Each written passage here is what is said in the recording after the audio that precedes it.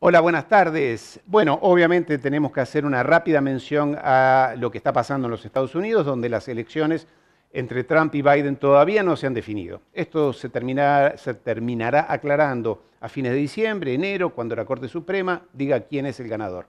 Mientras tanto, se seguirán acusando de todo tipo de cosas y esta telenovela seguirá.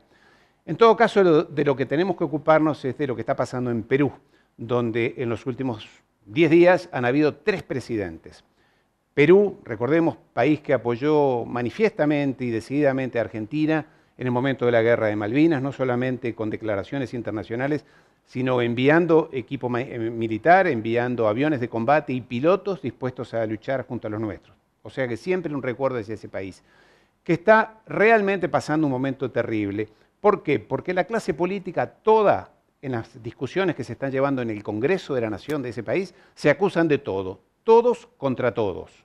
Realmente son espectáculos calamitosos que dan lugar a situaciones muy tristes y muy desagradables.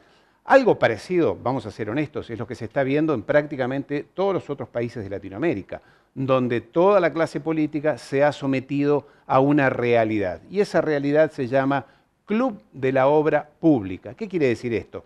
El Club de la Obra Pública es un conjunto de empresas, de grandes empresas, de obra pública, que han sometido a todas prácticas deshonestas, llamémosle claramente corrupción, de la clase política de Latinoamérica. Quien lidera ese club en toda Latinoamérica es la empresa Odebrecht, la más grande del continente, que tiene 150.000 empleados y factura 40.000 millones de dólares. Es brasilera y en el marco de la gran investigación del Lavallato y de Petrobras, y usted recordará todo lo que pasó en Brasil por la corrupción, siempre surgía el nombre de Odebrecht, una empresa enorme, tradicional, que ha hecho negocios en toda Latinoamérica, pero solamente negocios grandes, aquellos que superen los 100 millones de dólares.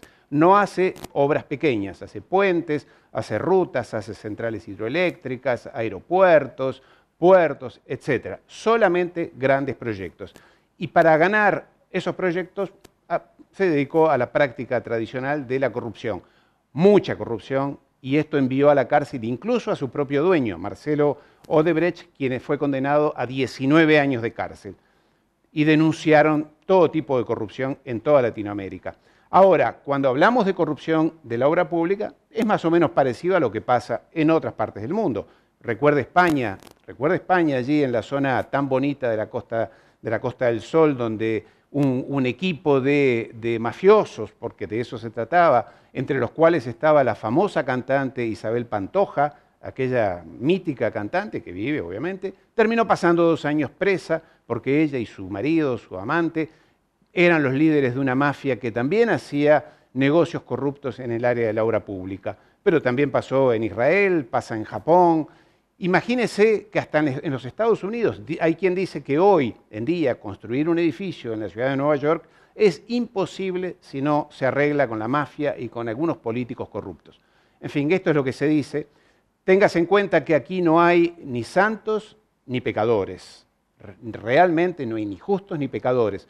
Todos son parte de un mismo equipo. Aquellos políticos que buscan la corrupción y los empresarios que buscan corromper para ganar un proyecto, ganarle a su competencia, hacer una competencia desleal con sus iguales. Téngase en cuenta que la campaña política, las campañas políticas y la política cada vez es más cara a nivel mundial. Le doy un dato. En el año 2000, la campaña política de elecciones costó 1.400 millones de dólares. En el 2016 costó 2.400 y este año, estas últimas elecciones, superarán los 3.000 millones de dólares. Por consiguiente, aquí hay políticos corruptos y empresarios corruptores que necesitan corromper o que buscan corromper el camino más corto para llegar a un contrato. Esta es la realidad que lleva a que muchos empresarios ya no sepan si están jugando leal o deslealmente con sus colegas. Y lleva a una ciudadanía tener que elegir entre aquellos que hacen pero roban y aquellos que no hacen nada por no ser acusados a futuro. Entonces, esta es la realidad que todos los ciudadanos debemos estar atentos y debemos tener muy claro cuál es el futuro sobre el cual hoy estamos debatiéndonos.